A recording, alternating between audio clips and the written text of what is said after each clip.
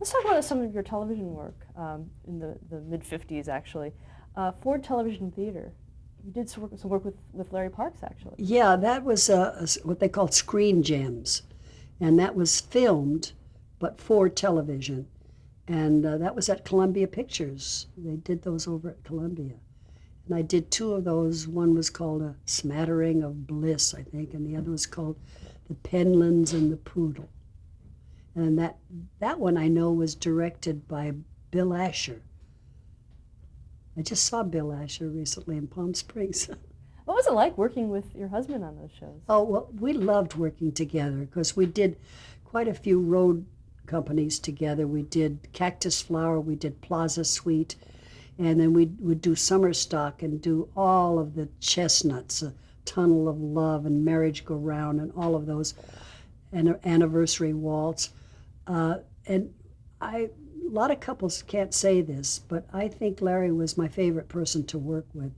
We seemed to just know each other's timing so well. Larry used to say, I know what you're doing behind my back. Anyway, I remember when we were doing Cactus Flower, that was the kind of show where you set a line and there's a big laugh, and you say a line and there's a big laugh. It's one of those delights that actors have once in a while where they just have so much fun. And we would come off stage after a big scene and go look at each other and go, like this. It was really fun. I loved working with Larry. Any other memories of doing those Ford Television Theaters? What? Any other memories of doing those Ford Television Theaters? Was it different working with him in front of the camera? Not really. Film is always different than working live. I prefer theater much more than film or TV, just because you lose a spontaneity that you can't help but lose when there's no audience out there and you're doing little segments at a time. Television, taped television is a little different because you do a performance. But on film, it's just, to me, sometimes it's drudgery because sometimes you do a little section of a scene, and then you come do the next section, which takes place before that other one. And you really have to keep it all in your head very straight what you're doing. And it's not as much fun as just performing. Did you have a preference for whether it was a comedy, dramatic acting, or was there something that you enjoyed more than others in that sense? I don't know, because at the Playhouse I was the class tragedian. I did all of those, Julie in Lilium, or Tessa in The Constant Nymph. I was always dying of heartbreak or consumption or something. And I did Masha and the Three Sisters. And I don't know. Years after I left the Playhouse, I met Sandy Meisner once, and he said to me, "Do you use the method in musical comedy?" And I said, "Of course I do." But, I don't know how I happened to get more toward comedy. I suppose it's maybe my nature or something that tends more. I think also I've also always thought that it had something to do with my voice. My voice is not good right now because I have a cold, but I guess there is something distinctive about my voice that makes people laugh. I don't know what it is. Cracks, I guess maybe that's what it is. And that leads you into comedy. And then once you start singing, I was never very good at singing ballads. So naturally I tended to do comedy songs. And I don't know, I have two sons, and one of them I think has always been on the serious side. At least you take him seriously. My other son, who happens to be an actor, a wonderful actor, Andrew, from the time he was a little boy, he made us laugh. And I'm convinced that there's something in your genes that does that. It makes you go for funny instead of sad. When you were being cast for parts, say, on television or whatever, did you find yourself typecast at all? Was there a certain character you played? Well, I'll never understand why I'm always cast as a a man-chasing woman. I'm always running after some man, and that's not me at all. But uh, I guess in a way, certainly the two pictures I did with Gene Kelly and Frank Sinatra, I played that same kind of character, a man chasing woman. Um, Not so in the other movies I made. What were those films that you were in with Gene Kelly? Well, that was On the Town and Take Me Out to the Ball Game. And I take it back, Neptune's Daughter, I chased Red Skelton. And in Words and Music, I didn't chase Mickey Rooney, he chased me. And Big City, I didn't chase any man. I just did almost a striptease for him. I don't know. I guess you would say in a way I'm typecast. I know we'll get to my latest TV show, which was Becker. And again, there I am, chasing Ted Danson up and all around the place. Going back to some of your earlier television, you had mentioned the Art Carney specials Yeah. that you did. Oh, those were so much fun. I can't remember who the writers were, but I remember the director was a man named Bert Sheveloff, who did a great many of those TV specials in those days. And the writing was so good. Was it Larry Gelbart and Sheldon? Probably, yeah. I wouldn't be a bit surprised. I'm sorry that I don't remember their names. I apologize to them, but there were great sketches and great ideas. There was one number I remember where Art played this mad conductor, and all the dancers, and including myself, were against a huge musical staff. The lines and the there it goes. Okay. So we're talking about the conducting sketch.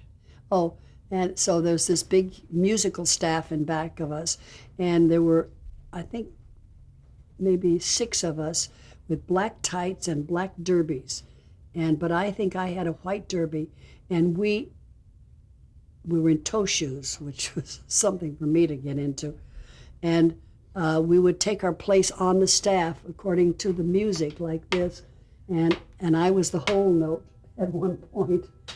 But those kind of crazy ideas were just made that show so original. So much fun. How was it working with Art Carney? Oh, this was one of the sweetest men. Dear, dear, sweet man. Very shy, but very warm, good-natured. I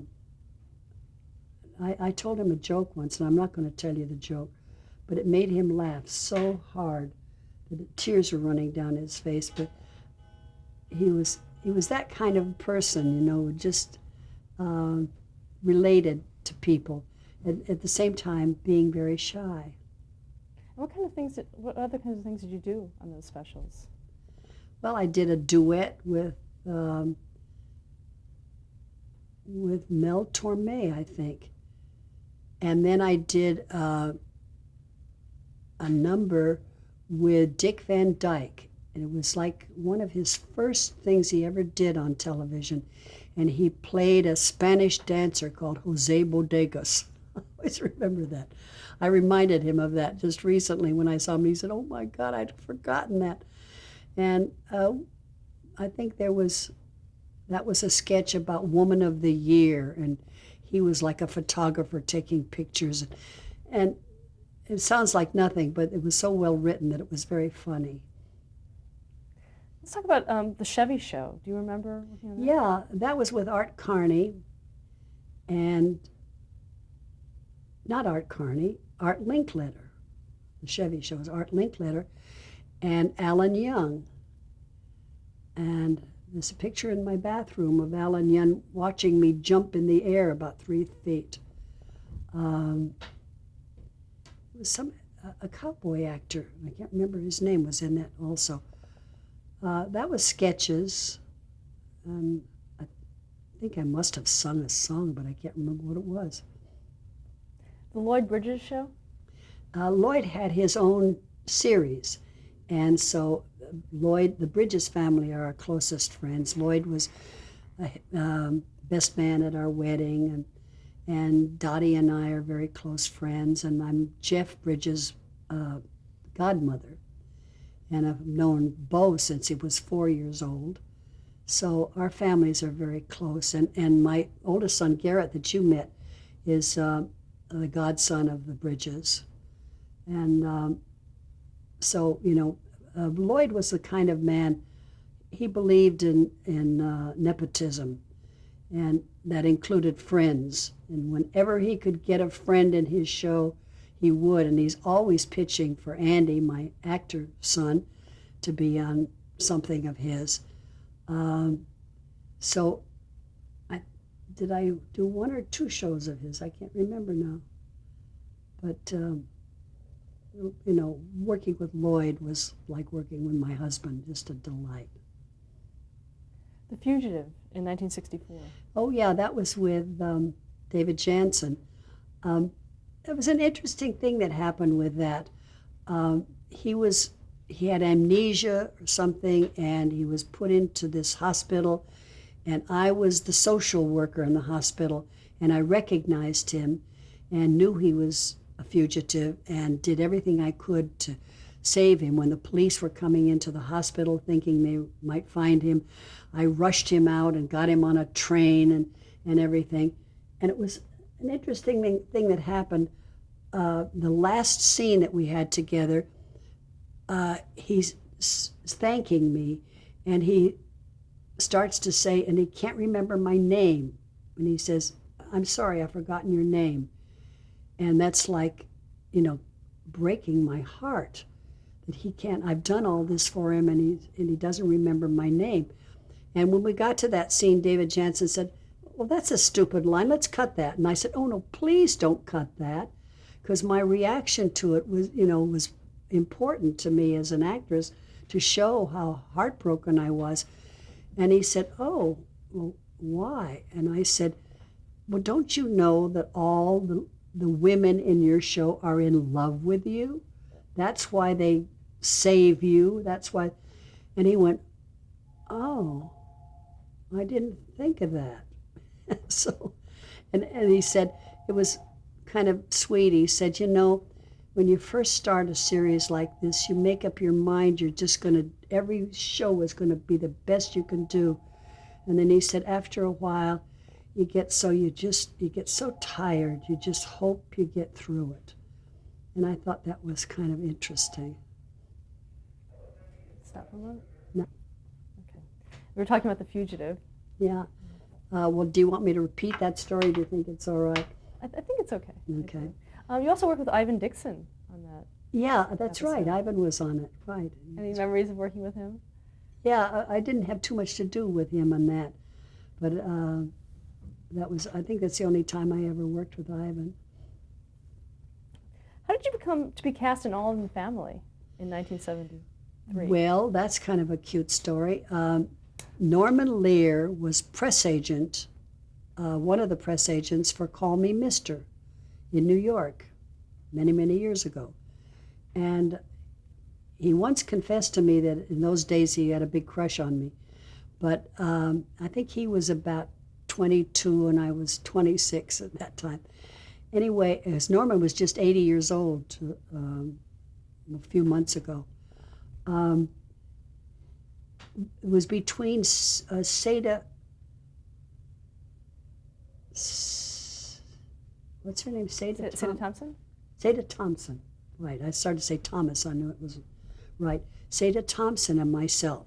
Seda had just won Tony for Twigs, the play in New York. And it was between the two of us, and Seda got the job. Seda, I guess, really was very unhappy with the show. She didn't like the kind of thing that happens on television. You hang around and rehearse, and then you're all of a sudden, you only have 1 week for preparation, and then suddenly you're there in front of an audience. And she just didn't like the whole process at all. And Norman is the kind of person who doesn't demand that someone stays around if they're not happy. He did the same thing with Vince Gardenia. Vince Gardenia was very unhappy with just the whole process of shooting a TV show. So he let Seda go, and she was not fired. He said, if you're not happy, Seda, why, you don't have to stay. So then I was right up in line for the job. And I was back east doing The Price in summer stock with Howard Duff and Don Porter. And so I came back to do All in the Family. And that first sequence where we first come in to meet Archie and Edith had been shot. So they shot that one over again. Now, when you got the role, did you have to audition for it? Did I have to what? Audition for this role? No, because Norman knew my work. Had you been watching All in the Family? Yes, oh, absolutely. There was a Saturday night during those times where you just didn't go out because there was All in the Family, there was MASH, there was Mary Tyler Moore, there was Julie Andrews' show. I mean, all this on a Saturday night, and you just didn't accept an invitation anyplace because that was the greatest night of television. What character did you play? What? What character did you play? In All in the Family, I was the next door neighbor. With Vince Gardenia was my husband. I was Irene Lorenzo, and I was Irish, and Vince was Italian, and so of course immediately that whatever you were with Archie, he was against, and we moved into the neighborhood in place of the Jeffersons who were there before. It was a wonderful show, so well written. My friends, to go back to the Flatbush Arts Theater, Bernie West was in the Flatbush Arts Theater with me. He was a comic, and Mickey Ross was his partner. Don Nickel, who was the head writer and supervisor of the scripts, was a British man that Larry and I had met in London. He was writing for a newspaper, and he and his wife did an interview with us, he and his wife, G. So that whole setup was just the people that I knew for such a long, familiar time. And then, of course, Carl Reiner I knew, and so that immediately I knew Rob. And Carol O'Connor was a member of Theater West. And of course I knew him at Theater West as a very serious actor and also a writer. I did one of his plays that he wrote. And Gene Stapleton was in Bells Are Ringing in New York, and Larry and I took over for Judy Holliday and Sidney Chaplin when they went on vacation, so of course I knew Gene. The only person I didn't know in the cast was Sally Struthers, and we just had more fun together. We fell in love with each other immediately, and they used to make us sit on opposite sides of the rehearsal hall because we made so much noise giggling. And so Sally's going to be one of my presenters at the Hollywood Star. Now going back to Irene Lorenzo, how was the character explained to you before you took the role? Well, the first thing was that I was adept at, mechanical things. And I think the idea was to present a male doing domestic things and a woman doing what is usually considered correct for a male to do. So I was Miss Fix-It, and Vince was a great cook. And I think that Norman always tried to get some kind of a little twist on something that he felt was an important point to make. So that's how I started out, as Miss Fix-It and Miss Efficiency and everything. And then there was the element of my being Irish Catholic, which of course Archie immediately bridled at. Why was that? What was? Well, Archie was just bigoted about everything, religion and race and anything like that. That was the whole principle that Archie was based on. And it was very interesting in that show. Norman was always very careful that whatever Archie said, which was just outrageous sometimes, terrible things he said, there was always a rebuttal which made the point that Archie was stupid to say that, you know?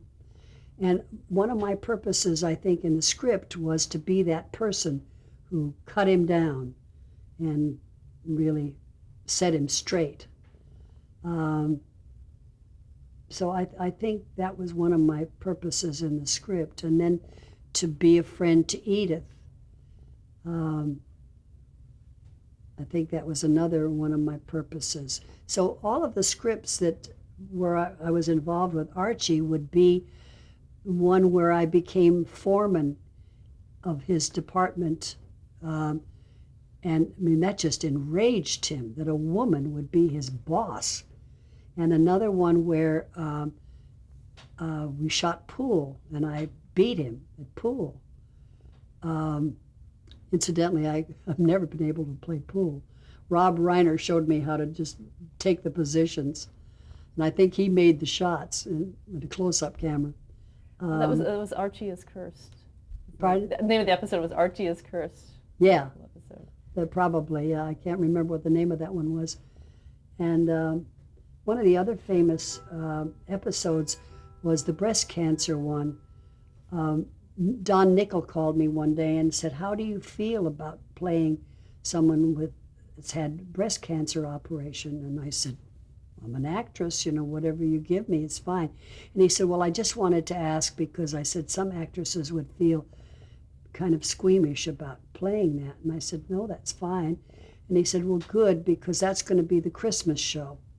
And I said, "Merry Christmas." And he said, "Don't worry, it's going to be very funny." And it was. It was such a jewel of writing where Edith confesses to me that she's has a lump, and she's so worried about it, and she's so worried if she has the operation, Archie won't love her anymore. And I finally say, "Look, Edith, you know, I know, and because I, you know, experienced this, and there's nothing bad will happen." And then it's a close-up of Edith, and her eyes go down like this, and I say, "It's no use looking, it doesn't show, you can't tell." And the rest of the whole sketch, Edith is trying hard not to look, but her eyes are going like this. It was just a delightful, and they use that section a lot in cancer societies for in lectures and things like that. They use that film clip. Talk about working with Jean Stapleton on that episode. Oh, well, this is one of the great ladies of all time. She is just heaven. She's just one of the sweetest, most good-natured people, and at the same time very strong. She's strong, but always in the gentlest, sweetest way. I just adore her. She's my role model. How did she deal? I know that there was a lot of issues with Carol O'Connor and Norman Lear. How did she deal with all that? Was she part of that? How did she deal with it? Oh, you mean off-stage issues? Knowing Jean, see, I wasn't really conscious of those. Once in a while, I'd see Carol blow up at something because he didn't feel the writing was right, or he'd get in a little tussle with Norman. And Jean would, I mean, it's not that she would close her eyes to it, but she just didn't get involved in the arguments part of it. And she, it seemed to me she was always kind of able to get Archie calmed down or get Carol calmed down. She's a saint. And what about Jean in regards to the character of Edith? Was she very protective of the character? Oh, I don't know about that. She's a completely different woman than Edith. I mean, she's a very intelligent and dignified woman. And I mean, what's to protect? Nobody else could take that away from her. Talk a little about Carol O'Connor as Archie Bunker. Well, Carol has always amazed me because, as I say, I knew him as a serious actor. and a serious writer. You know, he was a school teacher, and he's been in Ireland. I think he played in the Dublin Theatre there. And after our workshops, we used to go and all to a place called the Golden Bull, and we'd sit around a table and have beer and pizza. And Carroll would hold forth that he was great authority on literature, and particularly dramatic literature. And we would all kind of listen to him as though he were our teacher. And where he came up, he was a good actor, very good actor, but I had never seen him do comedy. And where he came up with this character, I will never know. It's just out of his creative skull. I'm sure he understood the character. I think we all know people who are this bigoted. Somewhere in our family or in our friends, we've run across somebody who is just impossible.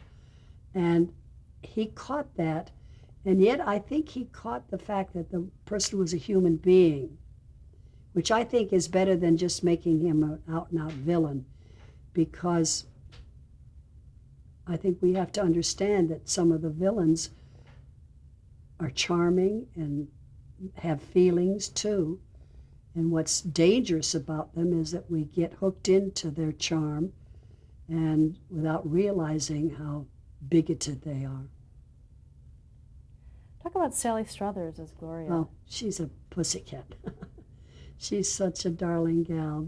We call each other girlfriend, and she's, my God, she's at least 1/3 my age.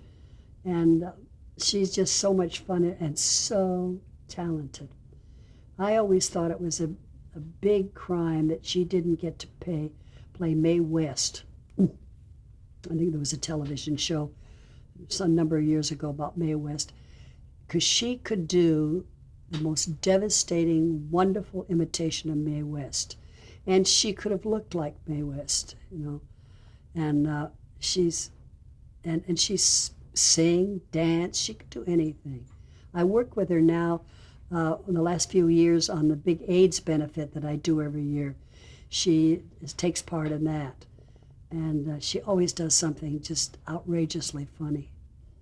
How about her character of Gloria Bunker? Well, I think that just sort of developed as the show went on. I remember when we first saw her, she had these little tight curls, and then by the time I was working with her hair was loosened down and she was more natural. But you know, Sally used to wear shoes that had had soles about that thick, because she's very tiny. And in order just to be in the picture with Rob, she would wear these very thick soles. Stop there to change the tape. Okay.